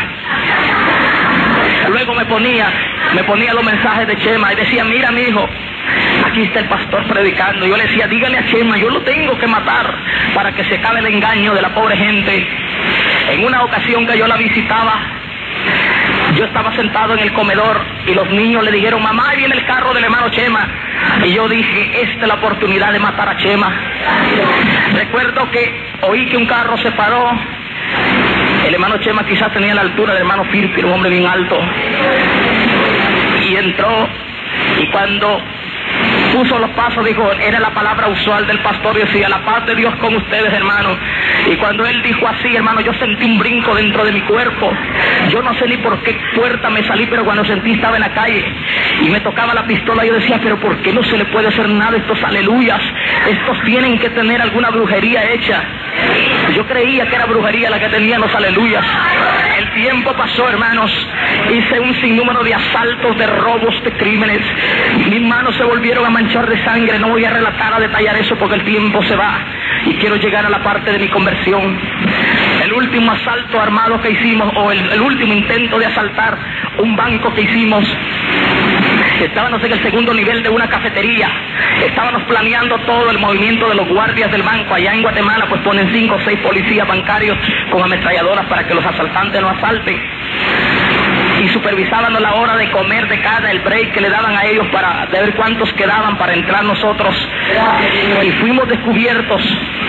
Se inició una balacera terrible. Mis compañeros lograron huir por la terraza. Yo salí corriendo por las escaleras tratando de llegar al vehículo en el cual íbamos a escapar. Llevaba una pistola y saquéme una granada de fragmentación americana que llevaba. Cuando le iba a quitar la espoleta para tirársela a la policía, resbalé y caí con la granada. No logré quitarle la espoleta porque hubiera volado en pedacitos con todo y la granada. Un policía llegó y me puso el pie en la mano y me arrancó la granada. Otro llegó y me pegó con un fusil, con la culata del fusil me pegó en el cerebro y perdí momentáneamente el conocimiento. Me engrietaron para atrás. Él agarró mi cabello caía hasta los hombros, comenzó a agarrarme contra el pavimento, comencé a manar sangre y mi rostro inmediatamente se llenó de sangre de nariz y de boca. Los policías me daban terriblemente. Y cuando descubrieron que era el guerrillero que habían buscado tanto tiempo, comenzaron a darme con tanta hazaña. Me llevaron a la policía judicial, la policía más criminal de mi país. Me daban unos toques eléctricos, hermanos, unas torturas que no puedo ni decirlas en público. Una cosa terrible, hermanos. Perdí el conocimiento y me mandaron a una mazmorra. Esa mazmorra era un cuarto oscuro, era un sótano. Ahí aparecía en la madrugada amarrado todavía con los grilletes para atrás y desperté porque sentí que algo se movía alrededor mío. Cuando yo pude ver quizás lo fresco de la sangre que tenía en el rostro, atraía unas ratas grandes que husmeaban mi cara y querían mordérmela y como podía me sacudía aquellos animales tan terribles. Amados hermanos, esa experiencia cuando yo la recuerdo, sinceramente yo agradezco a mi Dios que Él ahí en ese lugar, en esa basura, su mano estaba ahí siempre. Bendito sea el nombre del Señor. A los 2 días me sacaron. No pudieron sacarme ninguna confesión. Me mandaron para la penitenciaría. Cuando yo salí en la mañana con los grilletes para atrás, estaba aquella señora parada. Mi nombre había salido y salió en todos los periódicos del país. Aquella señora, cuando me vio salir, se tiró encima de mí, comenzó a llorar y decía: Eduardo, hijito, solo Cristo es la respuesta. Y yo le dije: señora, váyase de aquí. Y yo que tenía la convicción que un guerrillero no lloraba, que un hombre no debía de llorar, por vez primera sentí que unas lágrimas calientes salieron de mis ojos. Me llevaron en un carro patrulla a la granja penal de Pavón, una de las peores penitenciarías de Latinoamérica. Cuando yo llegué, los comunistas que habían sido capturados con anterioridad me dieron una buena bienvenida. Llegué a esa prisión, me tiraron en una plancha que servía de cama, ahí pasé los primeros días, no podía ni moverme. Esa prisión, amados hermanos, dan nada más 500 panecitos como para 1000 reos, panes chiquititos. Ahí hay reos que no tienen ninguna familia ni visita que les llegue a ver. Venden su cuerpo por 2 y 3 centavos a otros reos, y que otros reos se satisfaga su placer sexual y ellos poder comprar un pan para no morirse tan pronto del hambre. Eso es terrible. Las prisiones de Latinoamérica no son como los Estados Unidos y Puerto Rico. Yo fui a unas 2 prisiones de Puerto Rico y yo le vi como que eran hoteles bien uniformados, los presos, bien comidos, bien gorditos, con televisión. Bueno, dije, están pasando vacaciones. Bendito sea el nombre del Señor. No quise creer, hermano, el tiempo pasó y ahí comencé a consumir droga en la cárcel. Los mismos guardias de la penitenciarios comenzaron a meter droga y la vendían. Yo asaltaba a otros reos. Hermanos, aquella enfermedad del rostro se me quitó y comencé a andar en la prisión tranquilamente. Me respetaban porque sabían el grado que tenía en la guerrilla y que los demás reos no se metían con los guerrilleros porque sabían lo que eran los guerrilleros. Yo recuerdo el 4 de julio de 1974, había fumado marihuana en la mañana, pero ya la marihuana no me hacía efecto. Subí a mi Bartolina, a mi celda, y cuando yo subí, recordé las palabras de Vargas Vila que decía que si la vida era un martirio, el suicidio era un deber. Me senté en aquella plancha que me servía de cama, saqué mi correa, comencé a ver los barrotes. Dije yo, esta vida se tiene que acabar. Ya había recibido notificaciones de la Corte Suprema, me caían de 15 a 20 años de prisión inconmutables, o sea que había que cumplir los años de prisión. Me habían nada más ellos aprobado, me habían justificado los delitos de asalto, secuestro, crimen, y habían varios delitos que no me pudieron comprobar, pero la sentencia corría de 15 a 20 años. Yo recuerdo, amados hermanos, en aquella ocasión, yo me la llevó a la prisión y yo agarré aquella bolsa y me la puse en la cabeza para pensar cómo me iba a suicidar. Pero cuando me puse la bolsa en la cabeza, oprimió mi cerebro. Me senté y abrí la bolsa, que era lo que había duro dentro de aquella bolsa. Adentro había un libro negro viejecito llamado la Santa Biblia. Yo recuerdo que me quedé viendo aquel libro y me reí. Dije, pero estos aleluyas locos dicen que esto es palabra de Dios y esto es un libro histórico. Y me quedaba viendo el libro y me reía.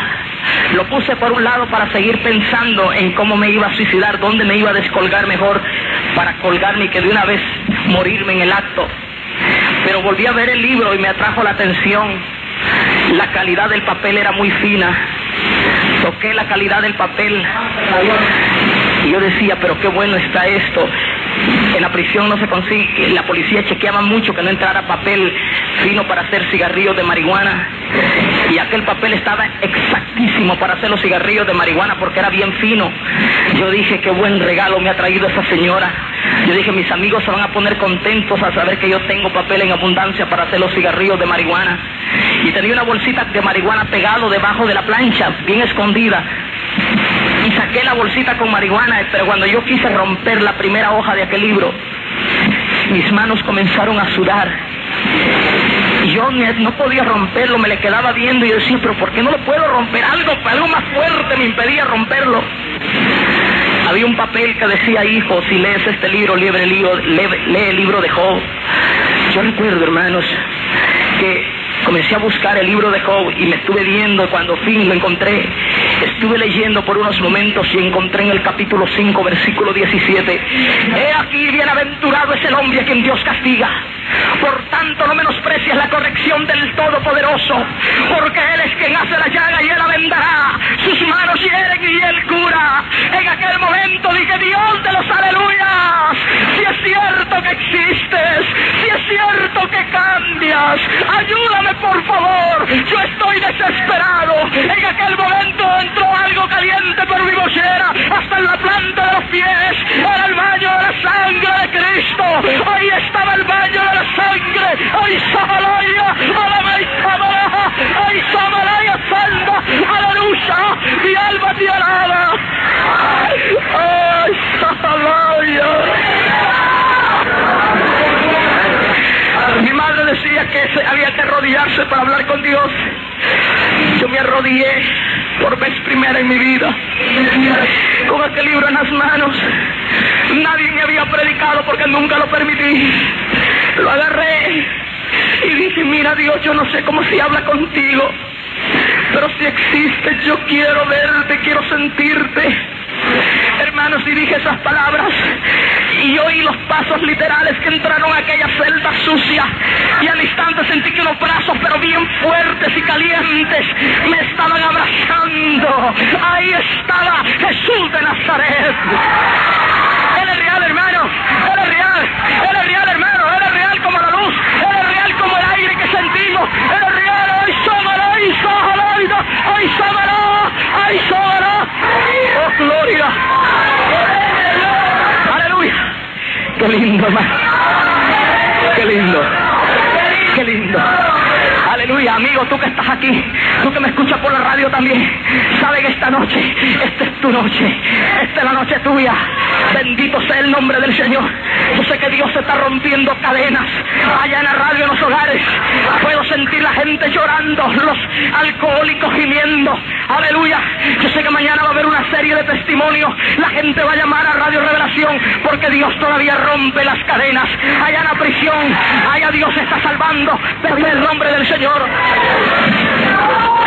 En la mañana siguiente, hermano, dijeron que Eduardo Pérez, boquete de la guardia, tiene visita. Salí corriendo, ya no con marihuana, sino con aquel libro, y estaba aquella señora. Amados, nunca le había dicho madre. Corrí, la abracé y le dije: mamá, yo ya tengo al Dios de los aleluyas. Ella dijo: gracias, Señor. Gracias, Señor, porque tú escuchas. Hermanos, voy a abreviar ya. Ahorita, sister, o ahora, porque ahorita para ustedes es después y para mí es ahora. Me estoy haciendo bolas, me estoy confundiendo todo aquí. Me caían 15 años, me mandaron a llamar, cuando me mandaron a llamar de la Corte Suprema, la sentencia era segura. Mi madre había dicho que Dios me iba a sacar ahí. En mi iglesia se reúnen, o en la iglesia del Príncipe de Paz se reúnen 300 y 400 hermanos en oración y ayuno todos los miércoles. Y mi madre había oído una profecía que Dios había dicho que tenía un varón en la prisión, pero lo iba a sacar para llevarlo por las naciones a anunciar su nombre. Me llevaron a la Corte Suprema, el oficial me sentó, el secretario tomó ciertos datos, me dijo: pasa con el juez. Pero mi madre me había dicho muchas veces que Dios me iba a sacar de la prisión. Yo le dije: mamá, no se haga ilusiones, el Ministerio Público me acusa y la Fiscalía del Ministerio Público no afloja hasta que no ve sentenciada a la persona. Y cuando el juez me pasó, yo agaché el rostro, pues esperaba que me leyera el veredicto. Me dijo: levántame la vista, muchacho. Y yo me le quedé viendo y me dijo: aquí viene una señora que me da lástima. Qué suerte tienen ustedes, los criminales, que tienen a alguien que los llore. Y tú tienes más suerte, muchacho. Del traslado de la causa del juzgado tercero de instancia de lo criminal al juzgado cuarto, no sabemos si el mensajero perdió, votó, traspapeló, qué se hizo, se ha buscado todo el expediente, el folder del expediente no está, no hay de qué acusarte.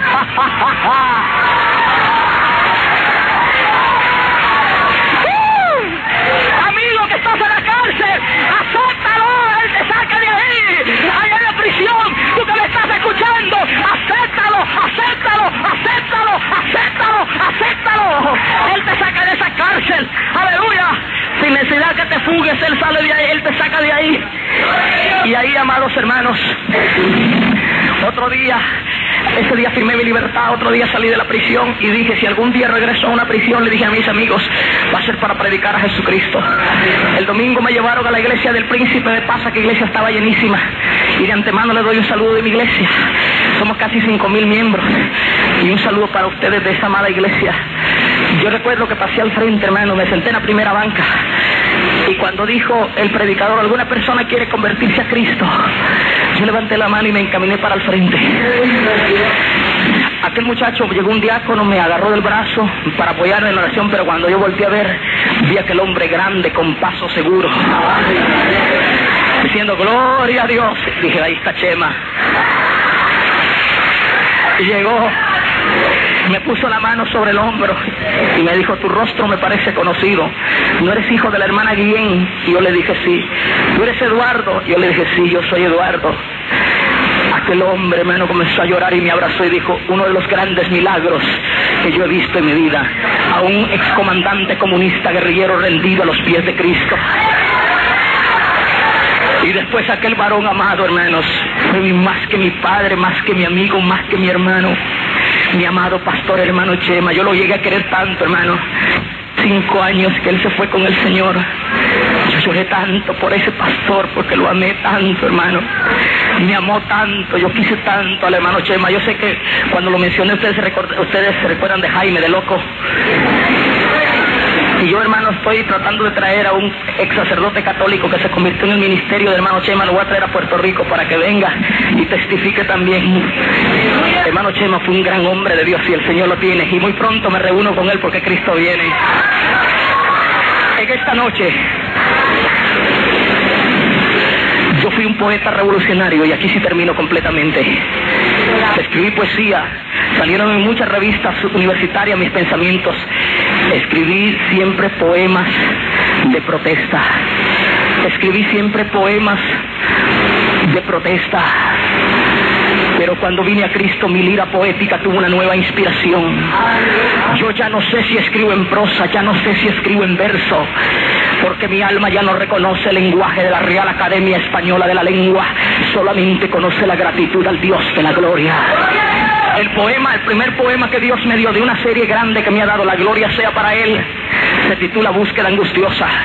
Y si alguna persona en este vasto auditorio en esta noche, y también allá en la radio, en la casa, algún reo en la prisión me escucha, medita en las palabras del poema para luego yo orar por ti.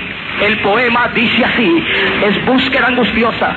Puede ser la búsqueda que tú tengas, puede ser la búsqueda que haya en ti, puede ser, yo quiero su atención para acá, hermanos, porque este es el momento más importante de todo el culto. Puede ser la búsqueda angustiosa que puede tener alguna vida. Tal vez tú la has tenido, la has buscado y no la has hallado. Los que son salvos me ayudan con su meditación para que Dios rompa cadenas. El poema Búsqueda Angustiosa dice así: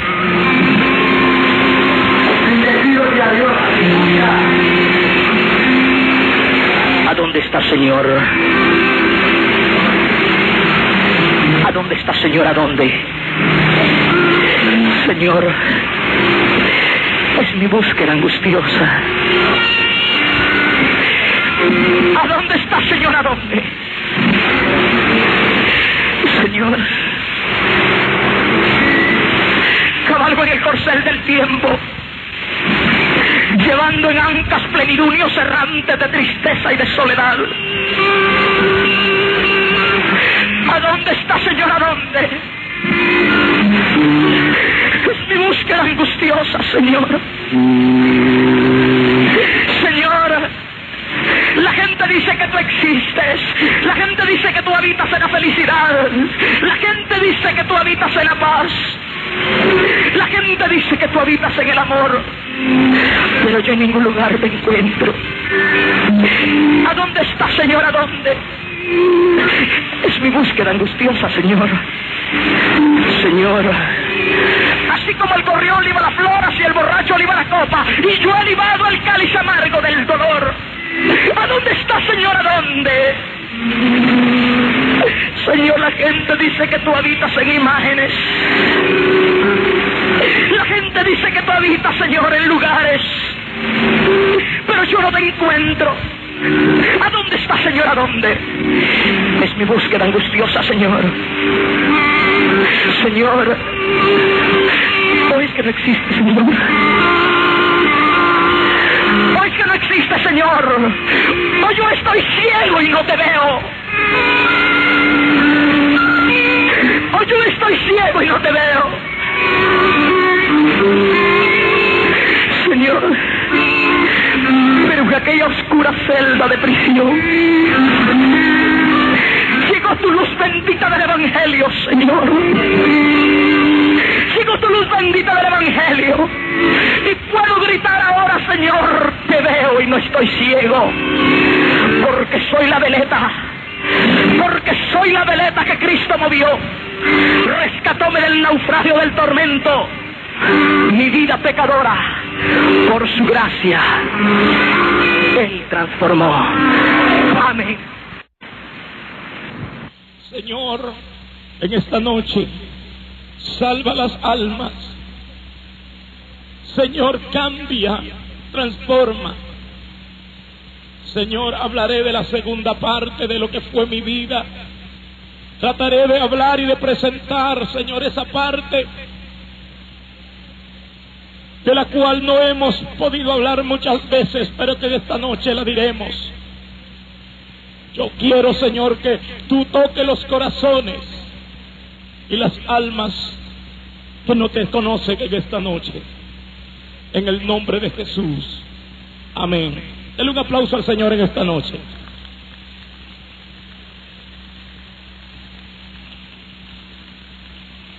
Alabado sea el nombre del Señor. Tome su lugar, por favor. En esta noche quiero compartirles algunos fragmentos para darle continuación a cómo Dios, después del milagro que operó en mi vida el 4 de julio de 1974, quiero compartir cómo se fue desencadenando las bendiciones dentro de la prisión, cómo no pude salir de la cárcel, cómo Dios permitió que hasta el día de hoy llegásemos a ser lo que somos, unos siervos del Señor. Haciendo un paréntesis, cuando yo regresé de México y mi madre me había dicho en las escaleras de su casa que no habría de morirse sin no verme convertido sirviendo al Señor. Yo recuerdo que mi respuesta, como se los contaba anoche, fue una respuesta grosera, una respuesta petulante e impertinente, grosera, con palabras muy sucias. Ese era el vocabulario que yo dominaba, a pesar de que me consideraba un hombre culto, refinado en el conocimiento de las letras. Mi vocabulario era un vocabulario bastante obsceno. Cuando muchas veces me irritaba, hablaba palabras sucias. Recuerdo que esa noche me quedé durmiendo en las calles de la capital de Guatemala. Yo sabía que iba a morir en cualquier momento. Mi madre le avisó a mi padre, quien ya había tratado de enmendar su error conmigo. Él había deseado que aquella vida solitaria que desde niño yo había tenido, él tratar de remediar el daño causado, pero era demasiado tarde, era demasiado, el tiempo había transcurrido, yo me había convertido en una persona que realmente había practicado tanta maldad, había hecho tanto daño a muchas personas. Me recogieron, me hospitalizó mi padre. Mi papá tenía mucho dinero y eso le daba la oportunidad de sobornar a autoridades. Estuve internado en un centro privado para personas intoxicadas de drogas y alcoholismo. Después de un mes de estar internado en ese lugar, recuerdo bien, mi padre llegó a recogerme y me llevó al pueblo donde yo soy originario. Mi papá me dijo, tienes que cambiar de vida. Quiero que te entregues con las autoridades. Quiero que tengas una transformación. Sé que vas a ir algún tiempo a la prisión, pero yo voy a conseguir que te den amnistía el gobierno, porque a todos los guerrilleros que se están rindiendo le dan amnistía. Me encerró en una casa para que yo me rehabilitara, para que yo lograra restaurarme física y anímicamente. Pero era imposible mantenerme quieto. Pasaba en aquella casa encerrada todos los días caminando, desesperado, la ansiedad, la depresión, la angustia. Fumaba y fumaba tabaco ante mi desesperación, noches enteras. No podía conciliar el sueño. Pasaba por mi mente todo lo que yo había hecho. Recuerdo bien que una señora, de esas que siempre hay en cualquier pueblo, de esas que les gusta llevar y traer toda la información que en los pueblos ocurre, le dijo a mi padre, sabemos que su hijo el guerrillero lo tienen aquí en el pueblo. Y mi papá le dijo encarecidamente, bueno, por favor, si usted lo sabe, ya no lo comente. Si lo sabía ella, lo sabía el pueblo, por supuesto. Ella le hizo promesa a mi padre de que no se iba a decir nada, ya que mi padre era un hombre dadivoso con la gente necesitada, llegaban a su negocio y él siempre tenía algo para regalarle a la gente. Ella le dijo, he venido a hablarle porque hay un lugar que se llama Samayac, Mazatenango, que es conocido en Guatemala como la región de los brujos. Ella le dijo, ahí en ese lugar hay alguien que puede curar a su hijo.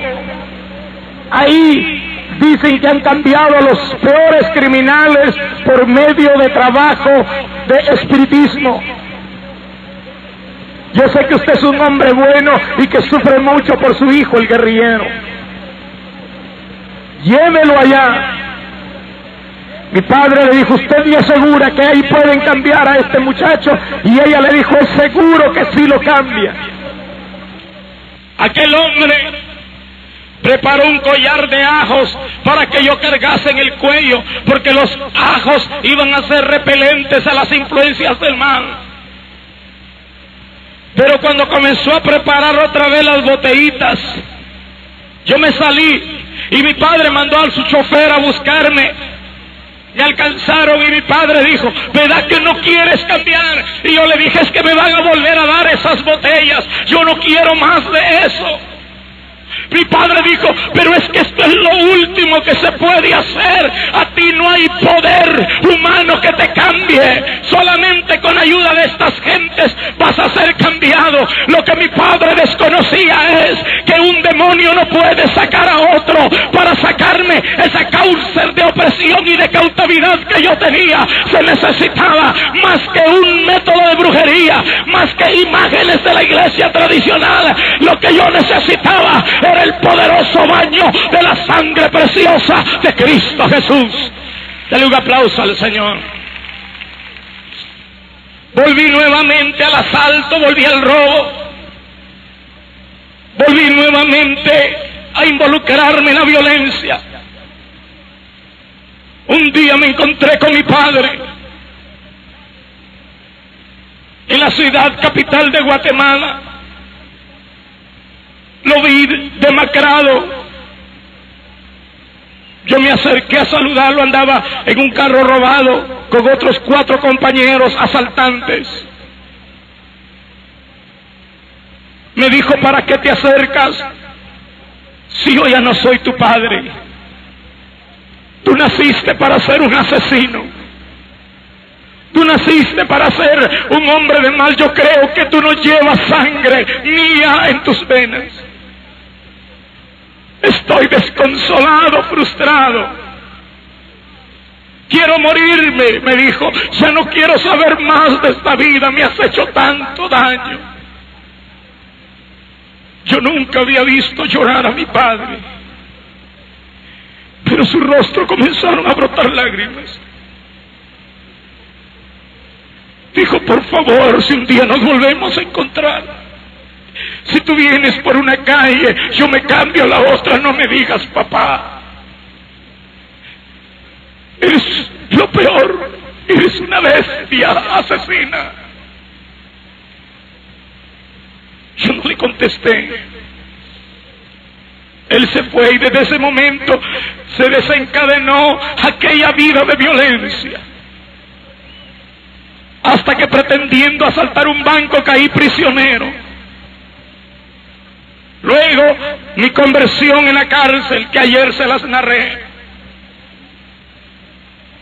A los 3 días ya de estar convertido en la prisión,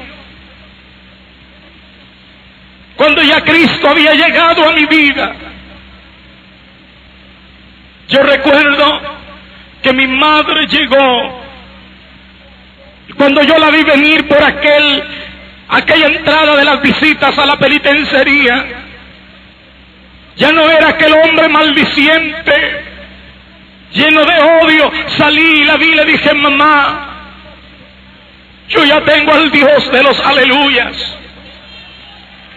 Cuando ella me oyó, comenzó a llorar y dijo, Dios, yo sabía que tú ibas a responder.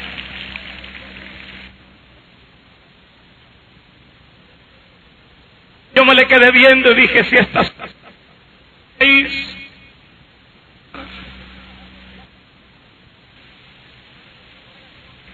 recuerdo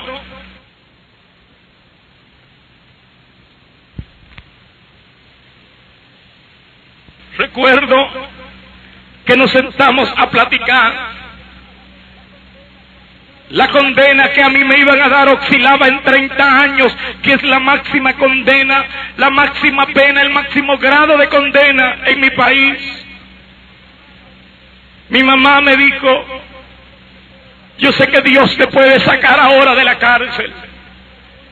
Y yo me le quedé viendo y dije, si esta señora supiera todo lo que yo he hecho.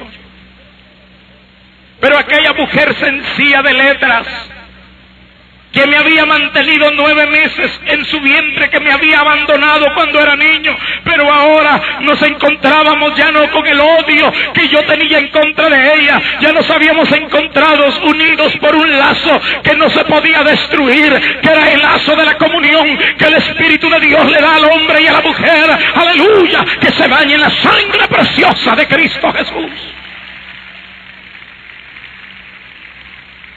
Recuerdo que a las pocas semanas dijo, yo voy a hablar con tu papá para que nos ayude a contratar un buen abogado, unos 2 abogados. Y ella lo fue a ver al pueblo. Mi papá tenía muchas posibilidades financieras. Cuando llegó allá, mi padre le dijo, yo doy dinero para un cajón por si se muere, para que lo entierren, para que no se lo coman los perros. Pero ese hombre no es mi hijo. Déjalo que se pudre en la cárcel. Por lo menos sabes dónde está. Si un día lo matan, sabes dónde está su cadáver. Ya que te has gastado dinero buscando siempre, cuando aparecen en los periódicos las muertes de personas no identificadas, ella iba corriendo a los barrancos donde aparecían cadáveres. Ella sufría cuando tenía que identificar cadáveres, tratando de encontrarme. Y mi papá le dijo, por lo menos en la cárcel sabes. Ella regresó y me dijo, Eduardo, ya no tienes padre prácticamente. Tu papá dijo que no quiere saber y no hay dinero para abogados. Aquello fue un golpe duro. Yo sabía que ya no contaba con él. El bufete el buffet popular de la universidad, de la facultad de Derecho. Yo tenía muchos amigos ahí. Yo le dije a mi mamá, busca a fulano, a mengano, dile que venga por favor, a ver de qué forma me ayuda el buffet popular. Jamás se presentaron. Un abogado de oficio me dijo, yo vengo porque el gobierno me paga, pero tu causa es un caso perdido. En la cárcel comenzaron a darse cuenta de mi cambio. Ya no hacía todas las maldades. Comencé a ir a la iglesia que tenían ahí dentro de la penitenciaría. Fue una noticia terrible porque habían otros guerrilleros presos y me miraban ir con el libro negro a la capilla de la cárcel. Me agarraban con bolsas de agua y me las tiraban, me explotaban. Me robaban mis pertenencias. Ellos sabían que en el mundo eso no se me podía hacer, porque por cosas menos le había metido los balazos a la gente. Y yo tenía que llorar y decía, Dios, no me sueltes, por favor, agárrame, Señor, yo no quiero volver a matar a nadie. Aleluya. Y la mano poderosa del Dios del cielo estaba sosteniéndome como poderoso gigante. Alabado sea el nombre de Dios. Llegó un día mi mamá, dijo, está todo en víspera de sentencia. El oficial que informa de las causas dice que ya tu causa pasó del juzgado cuarto de instancia al quinto de lo criminal que va a dictar sentencia. ¿Sabe una cosa? Yo decía 30 años en este lugar. Pero mi madre en los días de visita llevaba unas viejecitas evangélicas. Se sentaban alrededor mío y me ministraban y decían, así dice el Señor, Él te sacará de este lugar y te llevará por las naciones a hablar de su nombre. Y yo creía que ellas me decían aquellas palabras para consolarme, para que yo no me deprimiera más. Mi mamá me dijo, yo creo que Dios. Cuando me notificaron que en 3 días me iban a sentenciar, mi mamá me dijo, allá con el hermano Chema, nos hemos declarado en 3 días de oración y ayuno. Y en la vigilia del viernes Dios dijo, porque yo tengo un hombre tras las rejas y lo voy a sacar y lo moveré por el mundo para que hable las buenas nuevas a la humanidad de que yo cambie, que yo transformo la vida de un criminal. Pedía cero. Yo le dije, es difícil, yo lo veo tan imposible. Para mí eso de fe era una cosa extraña, yo no sabía ni qué era fe. El día que me iban a sentenciar, me engrietaron, me pusieron cadenas en los pies, me metieron en un carro especial blindado, 4 policías y otro carro adelante me iban custodiando. Cuando llegué al tribunal, no podía caminar bien por las grilletes de las canillas. La prensa me tomó las fotos, los periodistas que cubren los tribunales. Cuando estoy para subir, llega mi mamá con un tarro de leche caliente y como 10 hermanitos. Muchos de ellos todavía están en la iglesia donde yo nací. Me rodearon, pusieron sus manos. El policía que me iba custodiando y los otros que estaban detrás permitieron que oraran por mí. Aquellos evangélicos humildes a quien yo había odiado tanto y despreciado, fueron los únicos que en la hora difícil de mi soledad me estuvieron apoyando. Ahí comencé a conocer el grande amor de Dios. Ahí supe que el amor de Dios no tiene fronteras. Ahí supe que el amor de Dios no tiene divisiones sociales, no tiene divisiones económicas. Aquí todos somos uno en Cristo Jesús. Subí después de llenar las fórmulas, todo lo que hay que hacer para pararse ante el juez. Los oficiales, el secretario me miraban extrañado. Uno de ellos me dijo, hoy te van a cuadrar, es el término que se usa para los que van a caer con la máxima sentencia. Cuando me paré ante el juez dijo: muchacho, mírame. Dijo: tú has sido de lo peor que yo he conocido. Dijo: has sido terrible, has hecho cosas que en mi mente jamás se imaginaron que un hombre pudiera haber hecho. Dice: por 6 meses se detuvo tu llamado porque ha pasado algo inexplicable. Todo el expediente donde estaban todos los testigos que el Ministerio Público tenía para acusarte, todo el expediente relacionado con tu persona y tus delitos, se traspapeló, el mensajero lo botó, no se sabe qué pasó por 6 meses. El Ministerio Público ha tratado de recabar información para poder asumirla a la condena, y los testigos que estaban para señalarte no ha aparecido ni uno. Se les han mandado más de 5 citatorios, violando que los 3 citatorios que se le envían. El público no tiene pruebas contundentes para poder sentenciarte. Yo te puedo dejar preso por algún delito menor, pero aquí siempre viene una señora con lágrimas. Me ha dicho que ha habido un cambio en tu vida. Yo no acostumbro darle audiencias ni a madres ni esposas de reos, porque tendría que ser sensible con todos los criminales. Pero esa mujer ha tocado mi corazón. Yo te voy a dar una oportunidad. Te pudiera dejar un par de años más en la cárcel, pero vas a salir libre bajo caución juratoria. Si cometes un delito pequeño, yo me encargaré que sean 30 años los que cumplas.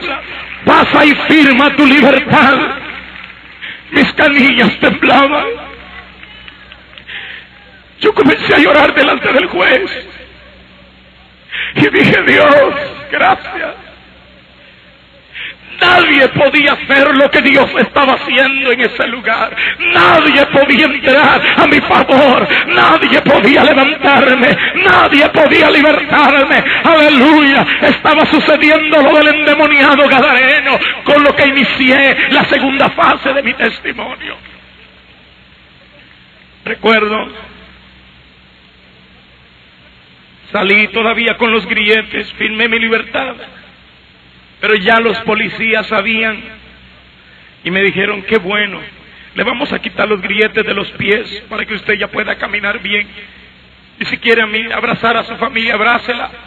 Como quiera, mañana usted ya sale de la penitenciaría, mañana temprano llega la orden de libertad. Cuando yo salvo a aquellos hermanitos unidos, no les importó que la gente que pasara se burlara de ellos. No les importó. Ellos estaban en un círculo de oración, moviendo al cielo, moviendo al Dios eterno. Cuando me vieron venir, mi mamá me dijo: ¿verá que no te sentenciaron? Y le dije: no. Y ellos dijeron: gloria a Dios. Ese es el Dios a quien nosotros servimos. Un Dios que hace lo imposible posible. La Biblia dice en Marcos 10:27, y Jesús mirándolo dijo: lo que para los hombres es imposible, para Dios no, porque para Dios todas las cosas son posibles. Regresé a la penitenciaría. Cuando me fui a la penitenciaría, mis amigos me dijeron: ¿te aplicaron la sentencia? Le dije: no, me voy libre. Dijeron: ¿cómo libre? No, es imposible, si nosotros que tenemos menos delitos ya estamos aquí sentenciados. Le dije: no, no me creían. Pero otro día dijeron por los santoparlantes: Eduardo Pérez, con todo y sus pertenencias al boquete de la guardia y a la dirección general de la penitenciaría, Lidia recobra su libertad. Yo salí de la prisión con mis maletas y me volví a ver en la malla donde estaban todos mis amigos y los hermanos evangélicos. Los volví a ver y les levanté la mano y les dije: si algún día yo regreso a esta cárcel, será para predicar el evangelio de Cristo Jesús. Será para decirle cuán grandes cosas Dios ha hecho conmigo, para contarle a los míos el Dios que cambia. Llegué a mi casa.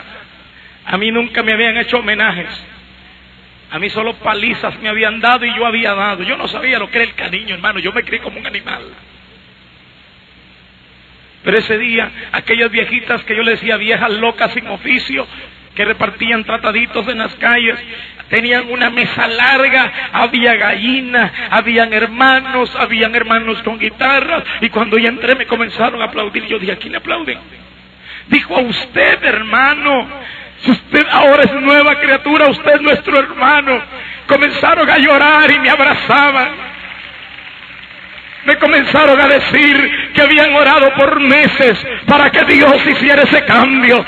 Dios bendiga a la gente que ora en las iglesias. Gente humilde, muchos no saben leer y escribir. Personas que viven en condiciones económicas deplorables, pero que mueven al cielo cuando doblan rodillas. Personas que gimen y oran. Personas que interceden para que otros conozcan a Cristo. Dios bendiga a esos héroes de la fe. Dios bendiga a esa gente que sabe llorar delante del Dios del cielo. Alabado sea el nombre del Señor. Recuerdo que me llevaron a la iglesia central del Príncipe de Paz. Imagínense que yo me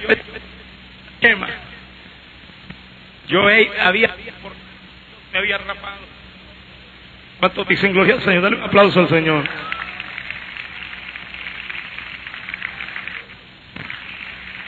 Recuerdo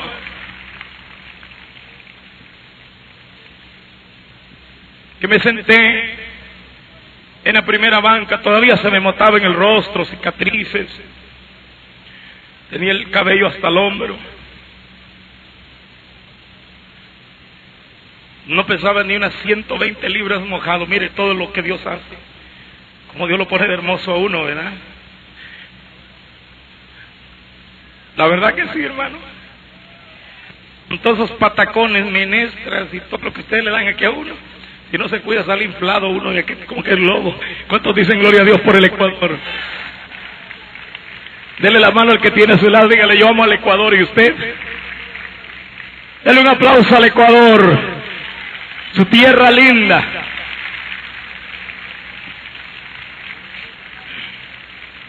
Aleluya. Y predicó el pastor Chema. Y dijo, ¿quién se quiere entregar a Jesús? Públicamente, por vez primera en mi vida, yo dije, yo. Y caminé al frente, y Chema se me quedó viendo y dijo, tu rostro me parece conocido. Tú eres el hijo de la hermana Guillén. Y le dije, sí. Tú eras el jefe guerrillero. Sí. Tú eres el que decía que me ibas a matar. Y yo me asusté un poco. Dije, sí, ven para acá, mi hijo. Y aquel anciano pastor comenzó a llorar, comenzó a acariciarme y me dijo, yo quiero ser ahora como un padre para ti. Qué lindo el amor de un pastor, hermanos. Y yo lloré en su hombro. Yo había jurado asesinar a Chema Muñoz y ahí estaba llorando como un niño. Cómo Dios cambia el odio. Y me quedé en la iglesia Príncipe de Paz. Ahí anduve con él, limpiando bancos, limpiando el piso. Como a los 8 meses le pedí permiso a mi pastor y le dije, hermano, quiero ir a ver a mi papá. Mi papá ya había sido informado porque mi conversión fue sonada en Guatemala. Fui a mi pueblo a ver a mi padre. Entré a su negocio, estaban las empleadas. Yo era una persona bien malcriada, siempre andaba fumando, haciendo bromas groseras contra las mujeres. Cuando me vio la cajera del negocio, me ve sin el cabello largo, con ropita bien humilde, pero bien bañado, rasurado, con la Biblia en la mano. Se me quedó viendo como de 1 minuto o 2 con la boca abierta. Pues yo le rompí varias veces las vitrinas del almacén a mi padre, llegaba y daba puntapié, sacaba la pistola y todo el mundo se tiraba al suelo. Y yo le dije, ¿puedo hablar con mi papá? Y se me quedó viendo. ¿Usted es Eduardo? Le dije, sí. Dije, ¿pero qué le pasó? Dije, a mí nada, lo único que Cristo me cambió. Y se fue para adentro, pero asustada. Sale mi padre y se para enfrente. Él se sorprendió, sus ojos fueron de sorpresa. Me dijo, ¿qué quieres? Y le dije, papá, vengo a pedir perdón. Vengo a que tú me perdones. Ya Dios me ha cambiado. Y él se sonrió irónicamente, mi padre. Imagínese todo lo que yo había hecho. Y dijo, tú, evangélico. Dijo, mira, no seas malo. Esos pobres evangélicos son gente humilde. Con la picardía que tienes, con la maldad, no te metas, no le hagas daño a esa pobre gente. Tú eres un criminal, un hombre malo, no le hagas daño a esos pobres evangélicos. No seas cruel. Esa gente es educada, no se mete con nadie. Y tú estás metido con ellos. Yo que soy tu padre, yo que te conozco quién eres, tú no cambiarás jamás. Lárgate de aquí, no te quiero ver. Si te veo aquí, llamo a la policía que te encierre. Y la sentencia que yo tenía era que por un delito pequeño, dentro de la cárcel, me volvían a meter todos los años que me faltaban. Y yo dije, está bien, papá, pero quiero que me perdones. Dio la vuelta y se fue. Como a los 5 meses volví a ir y la misma respuesta. Un día el hermano Chema me llevó para México, para que yo fuese a dar mi testimonio a México. Después de 1 año y fracción, yo comencé a hablar de mi testimonio. Mi pastor era un hombre muy celoso. Y doy gracias a Dios, porque mi pastor, habían iglesias que me querían para que yo fuese y decía, no, él no está preparado todavía. Hasta que comencé a madurar. Recuerdo que después de México salí por todos los periódicos. Exguerrillero dará su testimonio en la iglesia central del Príncipe de Paz. Y salió por todas las noticias. Y ese día yo estaba nervioso porque la iglesia es grande. Recuerdo bien, amanecí en ayuno, me fui para la iglesia. Me senté y cuando me presentó el hermano Chema, comencé a hablar de lo que Dios había hecho en mi vida. Era la primera vez que en la iglesia yo daba mi testimonio. Cuando hice la invitación, vi tanta gente, hubo gente que estaba hasta en la calle, los medios de prensa tomando fotos. Cuando hice la invitación comenzó a pasar la gente. Cuando yo levanto mi vista y veo los que están viniendo, viene un hombre con un saco azul, caminando con la cabeza agachada. Yo me le quedo viendo y cuando lo distinguí bien, porque venía entre un grupo de personas, le veo el rostro a mi padre, que viene con lágrimas. Me levantó la vista, yo lo miré. ¡Oh, aleluya! ¡Oh, aleluya, aleluya, aleluya, aleluya! Este es el Dios que hace lo imposible posible.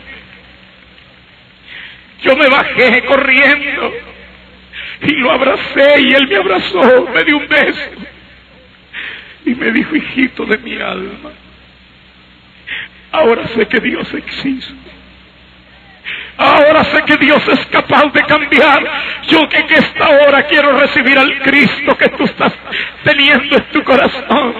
Nos abrazamos y ahí me gané a mi padre para Cristo Jesús.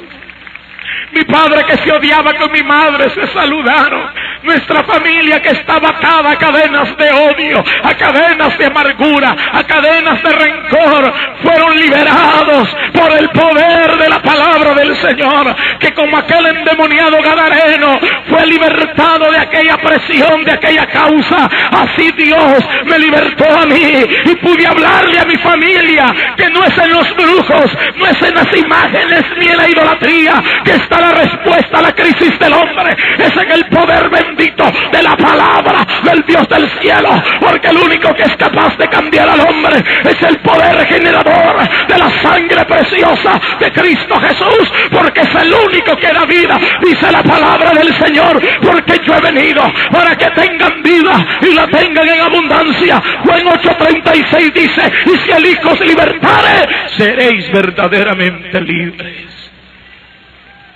Aquel día glorioso Cristo restauró todas nuestras heridas y cambió nuestro lamento en gozo y nos llenó de alegría. Y desde aquel día para acá logré terminar mi carrera y luego Dios me hizo este llamado a predicar este santo evangelio. Han sido miles de almas, porque la comisión que Dios le dio al endemoniado gadareno era similar a la que yo recibí, que fuera a mi casa a contarles cuán grandes cosas Dios había hecho conmigo. Dios me ha traído a Ecuador para decirte, amigo ecuatoriano de la ciudad de milagros, que Dios esta noche puede hacer un milagro. Dios te puede transformar. Nos ponemos de pie, por favor. Padre bendito, gracias porque lampiaste mi lamento en gozo. Me ceñiste de alegría. Señor, gracias porque me cambiaste. Gracias, Señor, porque llegaste a tiempo. Gracias porque me agarraste la mano y me sacaste. Ahora, Dios, que la última noche de campaña en milagros, yo quiero que hagas milagros. Aquí hay vidas que necesitan de tu amor.